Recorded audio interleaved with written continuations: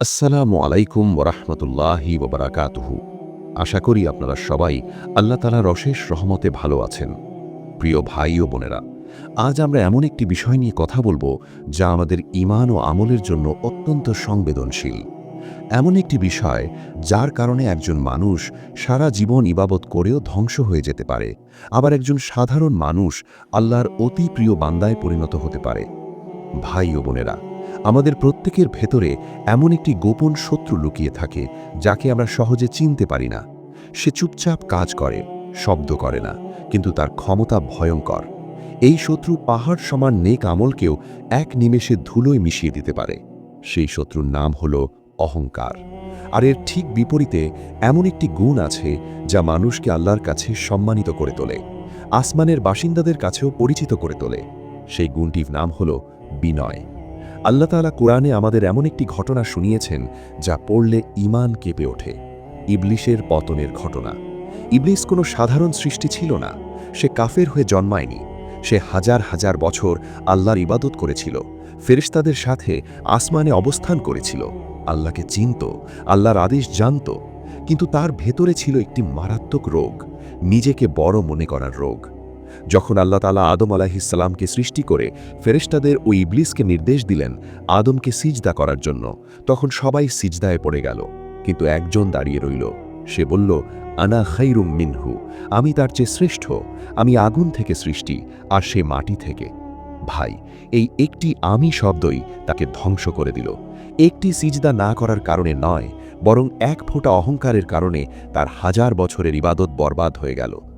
বিতাড়িত করল, আল্লাহর রহমত থেকে বঞ্চিত করল, আর চিরকালের জন্য অভিশপ্ত বানিয়ে দিল। রাসূলুল্লাহ সাল্লাল্লাহু আলাইহি ওয়াসাল্লাম বলেছেন, যার অন্তরে সরিষা দানা পরিমাণ অহংকার থাকবে সে জান্নাতে প্রবেশ করবে না।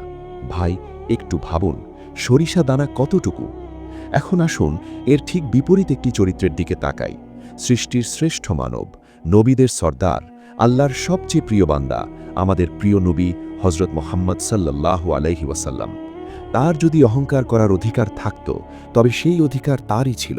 কিন্তু তিনি ছিলেন বিনয়ের জীবন্ত প্রতীক।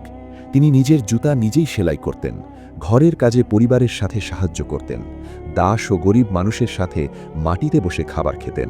তিনি ছোটদের আগে সালাম দিতেন এবং বলতেন, আমি তো আল্লাহর একজন বান্দা, যেভাবে বান্দারা খায় আমিও সেভাবেই খাই। তার জীবনে কোথাও দম্ভ ছিল না, কোথাও অহংকার ছিল না।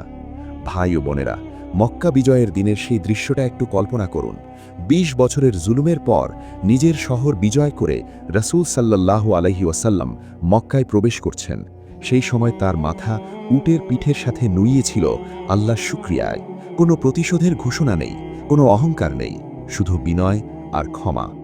ইবলিস নিজেকে বড় মনে করেছিল বলে নিচে নেমে গিয়েছিল, আর রাসূল সাল্লাল্লাহু আলাইহি ওয়াসাল্লাম নিজেকে বান্দা মনে করতেন বলে আল্লাহ তাকে আরশে আজিজ পর্যন্ত সম্মানিত করেছেন।